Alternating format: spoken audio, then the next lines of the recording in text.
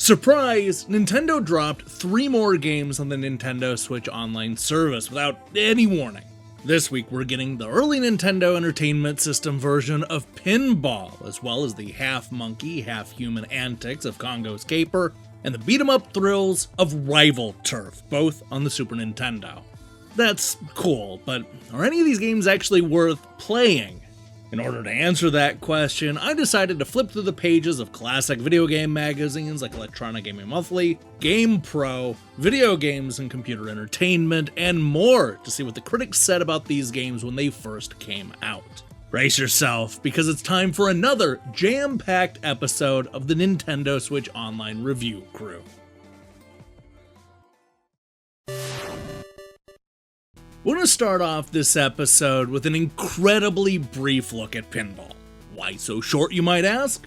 Well, it's because it was one of the first generation games for the Nintendo Entertainment System back in 1985, long before the likes of Electronic Gaming Monthly or GamePro published their first issues.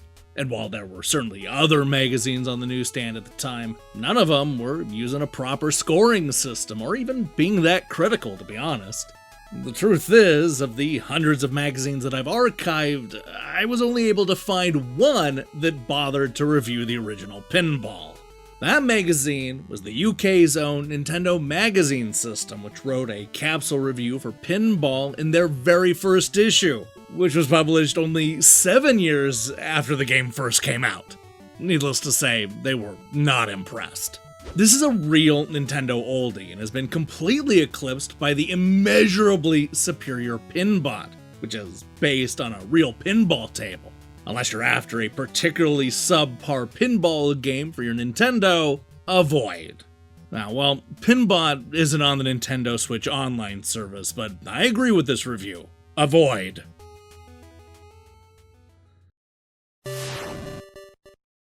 After seeing the success of prehistoric platformer Joe and Mac, Data East decided to try their luck again with Congo's Caper, an action game starring a half-human, half-monkey boy who goes on an epic quest to save his girlfriend from demons. While not directly connected to the caveman ninjas Joe and Mac, the Super NES game shares a lot of similarities, including locations and bosses. In fact, the games are so similar that when Retrobit packaged all the Joe and Mac games together into one supersized cartridge, they also included Congo's Caper. As it turns out, Retrobit wasn't the only one to make this connection, as diehard game fans Tom Slick started his review by noting that he initially thought of Joe and Mac. Wrong! This game has some bright, crisp graphics with awesome character control. The side-scrolling action game breaks from the norm and delivers a type of fun not found in other games of its kind. Brody also liked the game, expanding on his colleagues' thoughts. Besides looking similar to Data East's earlier entry Joe and Mac, this game is totally new and unique. Your character has a wide assortment of moves, and the graphics are bright and colorful. Great game. Now, of the critics that reviewed Congo's Caper back in the day, Video Games and Computer Entertainment was the least impressed, giving it a 7 out of 10. While diehard Game Fan compared it to Joe and Mac, Video Games and Computer Entertainment argued that it was little more than a Mario ripoff. They concluded that Congo's Caper earns low marks for originality, sound, and game length, but good marks for graphics, challenge, and fun. For what it's worth, Congo's highest score came from GamePro, who gave it a perfect 5 out of 5. Step back in time and have a good time. Congo's Caper is a lengthy game that's long on fun. This card will make you go ape. Yeah, you didn't think we were gonna escape this segment without a monkey pun, did ya?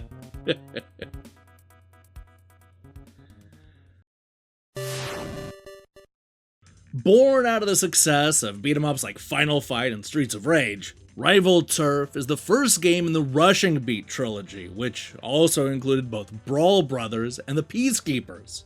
Now, if those names sound familiar, it might be because Brawl Brothers was one of the first Super Nintendo games added to the Nintendo Switch Online service, and Nintendo added Peacekeepers back in 2020.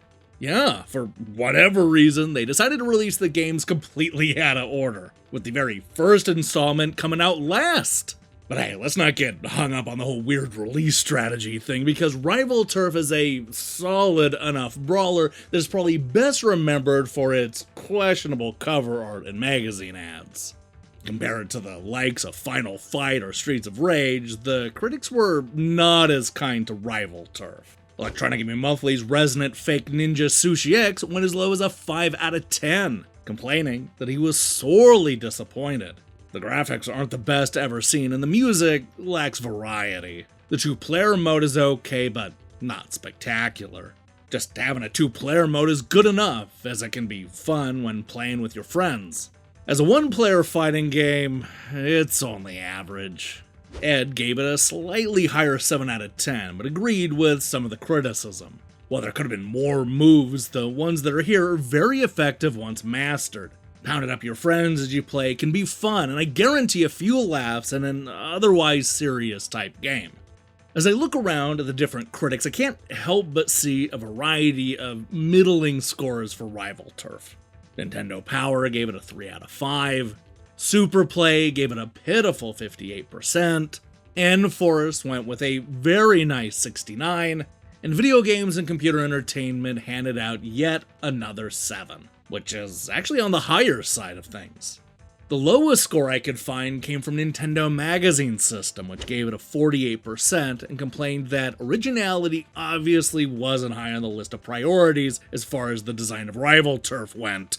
Just about every idea, including the moves, weapons, and levels, have been seen before somewhere. This is the Jive Bunny of beat-em-ups, a pale pastiche of other games with all the real enjoyment and challenge washed out. Now, in case you're wondering, GamePro once again gave Rival Turf the highest score of the bunch. Giving it a 4 out of 5, they concluded that Rival Turf's a stimulating Saturday night SNES fight that'll jack you up. It might not blow you away, but you'll have a good time blowing it away. Looking at it, they were especially impressed with the 2-player support, something that you didn't see in a lot of Super NES brawlers at that time. Of course, that's not a problem you'll run into when it comes to the Nintendo Switch Online service. So, your mileage may vary on this one.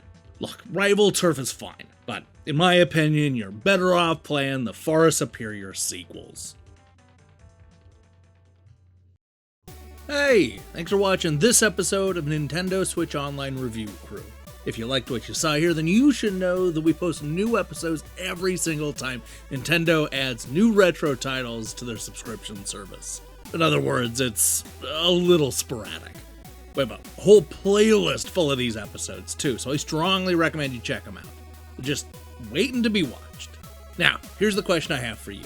Would you recommend people subscribing to the Nintendo Switch Online service? If you're not a subscriber, and of course you own a Switch, is there something that would make you want to pay for the service? Let me see your thoughts in the comments below. In other news, we'll be back next week with a review of Gravatar Recharged and our first new Game Over episode in ages. It's been like months. Alright, at least weeks. If that sounds good to you, then I recommend you click that subscribe button and support what we're doing here. Until then,